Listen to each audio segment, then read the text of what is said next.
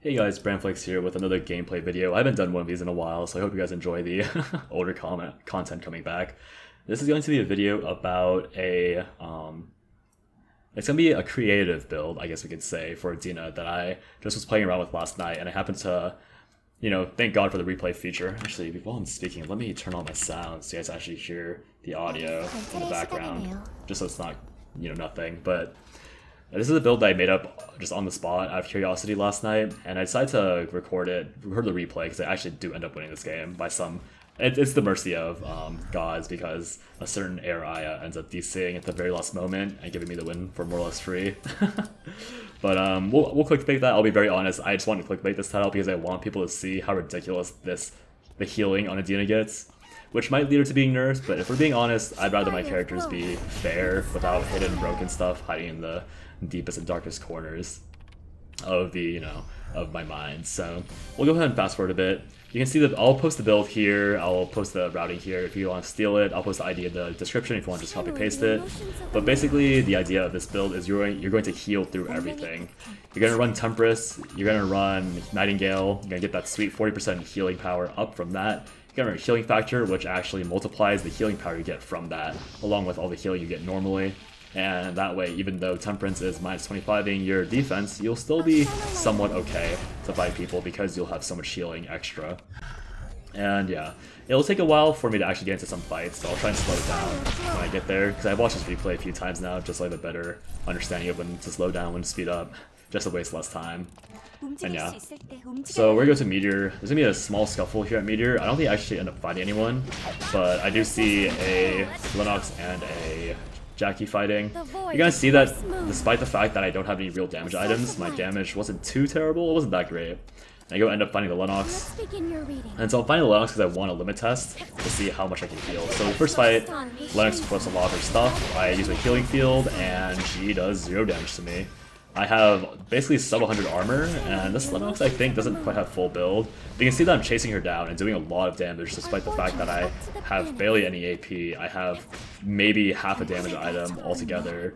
And this Lenox, I think, yeah, she was behind. She only had Crown and Bracer, so she wasn't the tankiest character, but she couldn't deal damage and I couldn't take, and she was dealt damage. So far at this point during the game I was thinking like, oh, I might have something decent on my hands.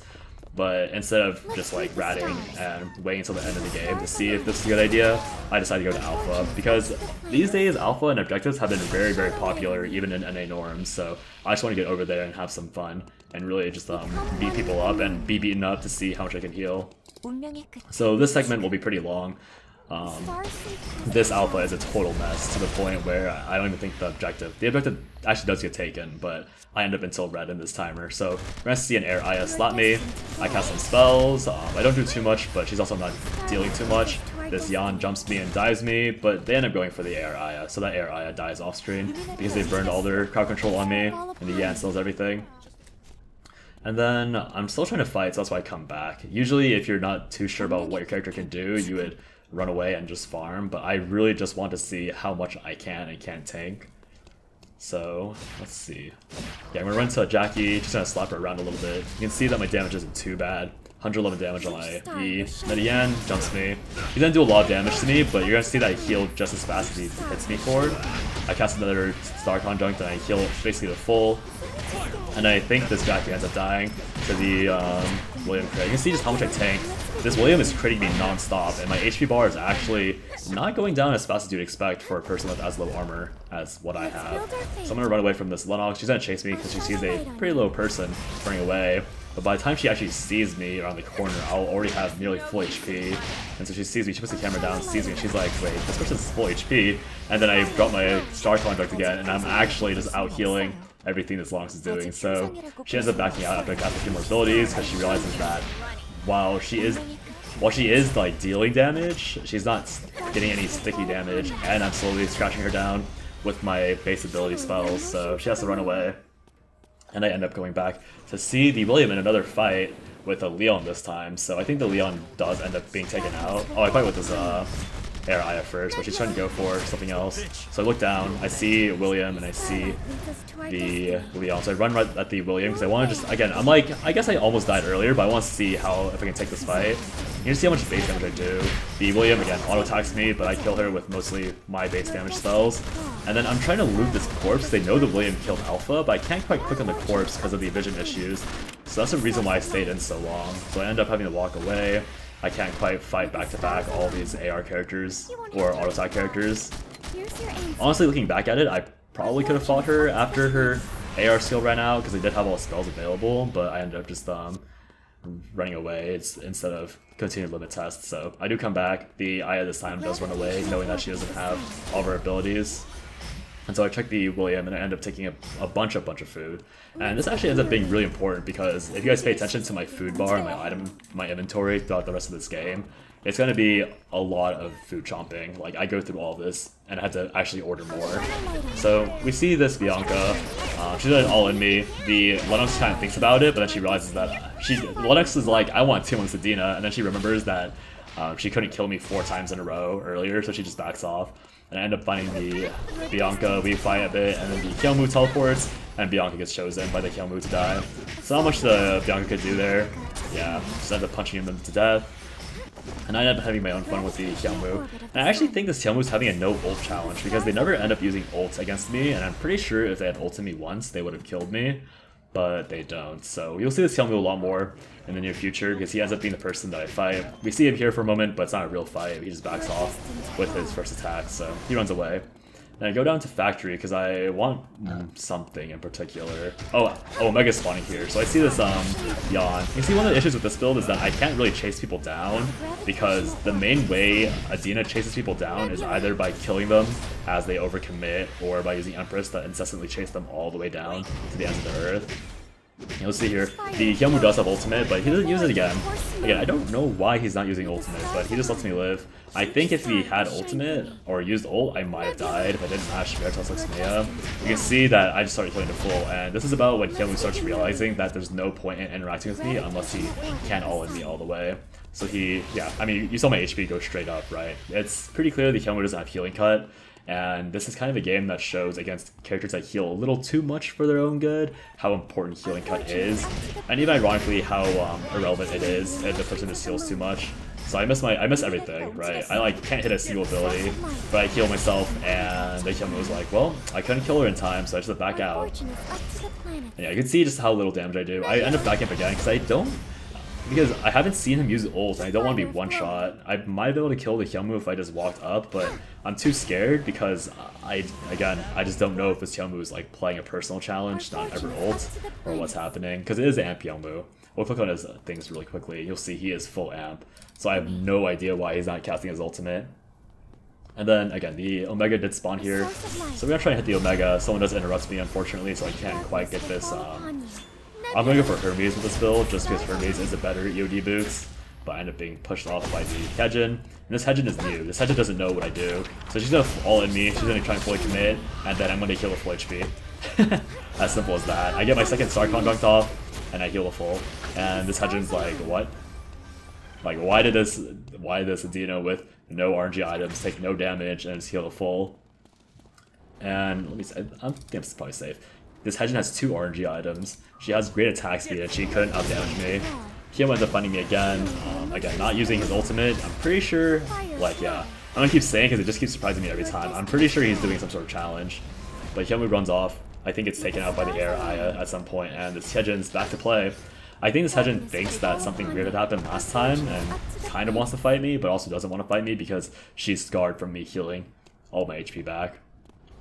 Yeah, nothing really happens here. The objective doesn't really get taken ever, and the air Aya ends up nearly killing me. This Hyejin, yeah, gets away. It's not really anything it's nothing to watch because I don't get healing, really. So I end up running, the Kyomu dies, and then the Aya almost kills me while I'm channeling teleport, because Aya is super fed. But again, that Aya does DC, so that's the last time you see her. She just goes away somewhere in forest. And so I end up taking Wick very, very slowly. Like, the Lenox is right there, taking the other thing, and I just mess up the Wick there. So she barely takes it, I dodge whip skill, and then that's it. Again, we're not going to bother watching that fight in detail because I don't really use healing at all. I just mess up the whip clear because I don't know the damage output of this build. Just because, the build doesn't do damage. It's essentially all reliant on Adina's base damage. There's something really interesting going on here. And like I mentioned earlier, you can see how much my SP drinks, like catalog you could say, has diminished. And now 5 people left. I think the Hyejin takes out the other 2. Well, not the Hyejin, the Air Aya takes out the other 2 players, and then Head Boom. So it's just gonna be me versus Hyejin at the very end. And we'll fight a little bit before the final zone here, so we'll just fast forward until we get to Chapel. You can see here, I'm just trying to get more food because I'm running out, and in my head I'm thinking if I'm assuming at this point that the Aya will be there, and I'm assuming that I'll take a bunch of fights with Aya and have to retreat and like back off and everything, and that's the reason why I'm over prepping food. So yeah, I'm level 16, my healing conduct is at max power. I should probably slow down here. This fight isn't really that interesting, honestly, because the Hyejin just playing keep away because she knows that I heal everything if she all-ins me. So I think this entire fight was for mastery for the Hyejin, because she never really fully commits. So she does a lot of, like 200 damage per crit at her attack rate is very, very high damage output, but she's so scared of fighting me purely because of the previous interactions we had. So every time I try to fight her, she's just gonna play from range. She's gonna try and play for fear. And I know that, that's the reason why I'm playing like really coyly around the bushes. And you can see that even though I don't have damage items, my damage is still pretty good. My spells all do around 100 damage to Hyejin, which isn't that much when you consider that Hyejin's auto attacks deal the same amount as my spells do. But then you remember that I'm healing around 900 HP per healing field, and I can cast that maybe like 3 or 4 times in one fight very quickly. If I'm lucky, I can cast it like 5 times in one fight, and that's a lot of extra HP to have. And so the Hyejin runs away. And I think at this point, we just go our separate ways. Because we're both kind of scared of the Air Aya, because the Air Aya doesn't head boom until right before Final Zone. So that's the reason why I run over here and sprint into the bush, because I'm waiting for Day Radar. I'm like kind of deciding if I want to play scared, and I'm like, yeah, sure, I'll just wait until Air Aya shows up on the map. Make a few cameras because I don't want to be jumped by Air Aya. And then I see she's in Forest, right? Air Aya spawns in Forest, and that's the reason why I just think like, I guess she crashed because she had booms in like 30 seconds from timer. So unfortunate to the Air Aya, but she's playing Air Aya, so I really don't feel any compassion. And the end of this game just really shows how scarred I've made this Hyejin, because again, this Hyejin has fought me like twice, and she knows how much I heal, and I don't really know if it's just because she's not willing to commit, but she ends up just losing because, again, even though I am weak, like my build does very little damage compared to what Adina builds usually do. Adina's base damages are so high that I just end up bleeding her out. Like every time I cast an E, it's going to be 10% of her HP, and my E is on like a maybe 7-second cooldown. I can cast it twice in one central rotation with my conjunct.